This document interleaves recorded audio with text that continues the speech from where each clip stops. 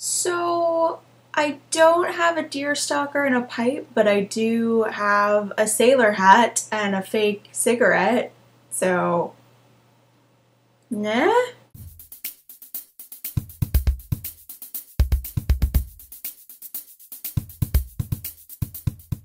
Okay, let's take this off. This is silly. It's time for part 2 in my series of reviews of the complete Sherlock Holmes. Today we will be looking at the Memoirs of Sherlock Holmes, the Return of Sherlock Holmes, and the Hound of the Baskervilles. So before we get started today, I really needed to talk about spoilers. So I always try to keep my reviews as spoiler-free as I possibly can, even with stuff like this where the books have been in print for over 100 years. But there's a thing that happens at the end of the Memoirs of Sherlock Holmes that I just have to talk about. And I feel kind of bad that I can't really find a way to work around it, but like, it's a game changer to the point where I can't really talk about all of the other books in the series unless I talk about it. And the thing is, I think that a lot of people already know about this plot development. It's pretty famous, but if you are particularly spoiler phobic,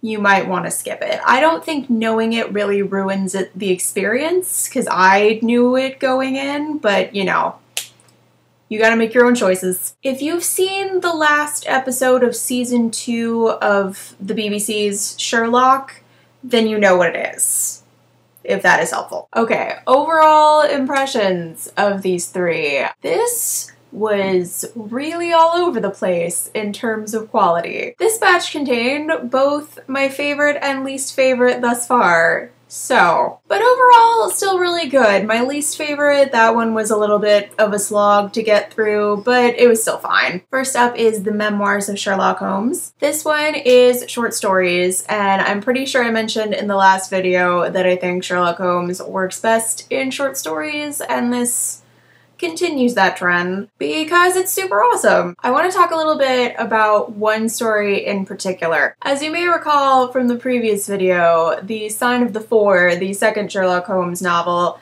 is full of racism. And there's a story in here called The Yellow Face that is shockingly progressive. And it's really good for a lot of reasons, but yes, that is really nice and surprising. We now need to talk about the thing that happens at the end of Memoirs of Sherlock Holmes. We need to talk about the Reichenbach Falls. So, the Reichenbach Falls is the last story in the Memoirs of Sherlock Holmes, and it's a pretty famous story in the Holmes canon, because this is the one where good old Uncle Arthur chucks Sherlock Holmes off of a cliff. The Sherlock Holmes stories at the time were incredibly popular, but Sir Arthur Conan Doyle was just sick of writing them, and so he killed off his main character. And I gotta say, I am not necessarily against the killing off of your main character, but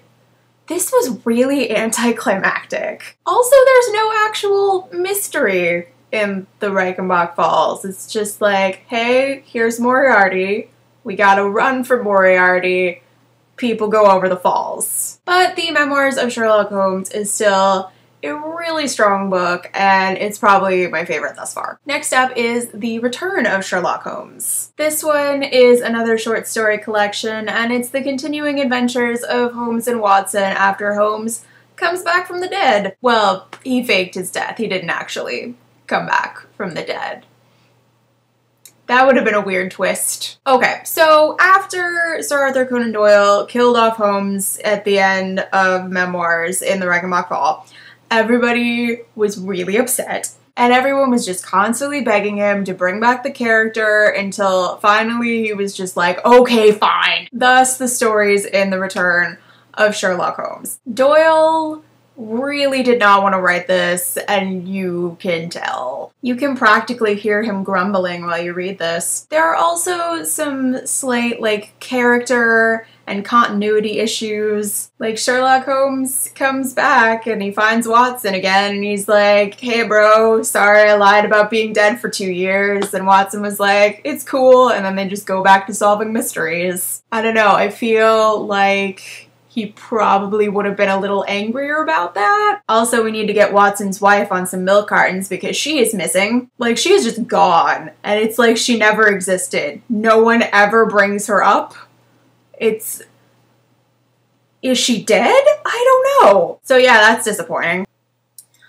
Okay, so I fucked up. It turns out that The Hound of the Baskervilles was actually written and published before The Return of Sherlock Holmes, which I didn't realize until after I started editing, unfortunately.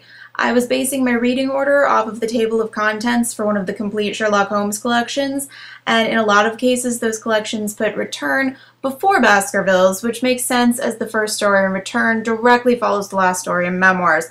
And even though Baskervilles was written after Memoirs, the events in Baskervilles take place before the events in Memoirs. So I still stand by my assessment of Doyle's headspace while writing Return, because Baskervilles was just a one-off and Return was the result of being forced to bring back the character due to public pressure, but I wanted to correct my mistakes, so there you go.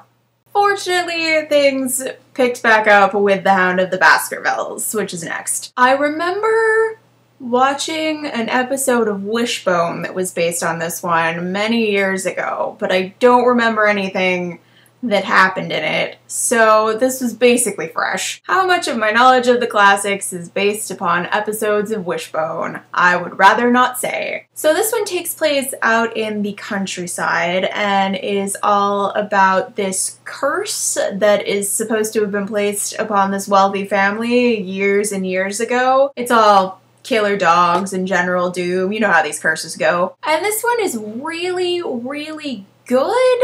And then the actual solution to the mystery is kind of a letdown. Like, the solution requires you to believe that a lot of people were very gullible. But it's still really good, and I like it a lot. I do have a special soft spot for the Sherlock Holmes stories that take place in the country. So currently the rankings are the Memoirs of Sherlock Holmes, The Adventures of Sherlock Holmes, The Hound of the Baskervilles, The Sign of the Four, A Study in Scarlet, and The Return of Sherlock Holmes. Next time we'll be talking about The Valley of Fear, His Last Bow, and The Casebook of Sherlock Holmes. So that is it for today, and I will see you soon. Bye.